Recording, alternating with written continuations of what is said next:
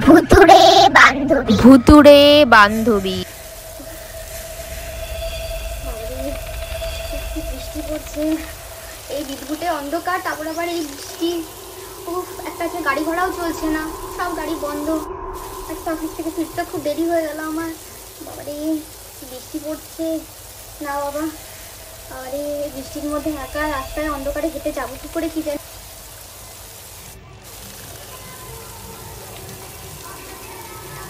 বাবারে কাপড়টাও তো ভিজে, সব ভিজে গেলাম।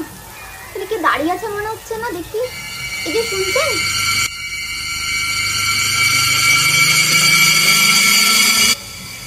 আরে তুই কটকটি না? হ্যাঁ রে, কেমন আছিস তুই? ভালো। তুই এত রাতে কি করছিস এখানে? কিছু না রে। আর তুই? এই বৃষ্টির মধ্যে তুই এখানে কি করছিস? আরে আজকে অফিস থেকে ফিরতে দেরি হয়ে গেল। ও আচ্ছা রে, ঠিক আছে তুই একটা কাজ কর, এটা প্যাকেটটা ধর, মাথায় ঢাকা নিয়ে নে। ও তুই আমাকে কি বাঁচালিস, কমসে কম মাথাটা তো আমার রক্ষা পাবে একটু বৃষ্টিতে। কেন রে, তুইও তো আমাকে কত উপকার করেছিস মনে আছে স্কুল জীবনে।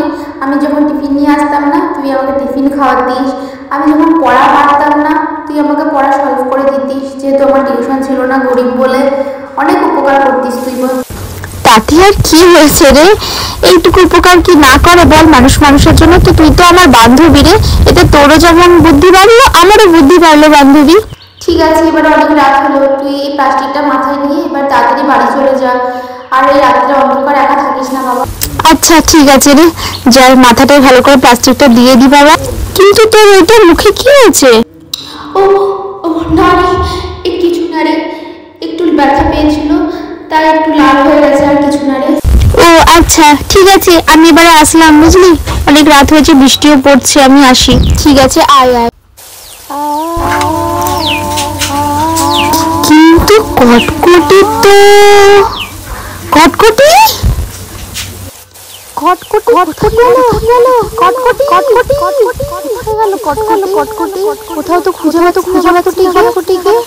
ও মা, কটকটি তো অনেকদিন আগে ছাড়া গেছে।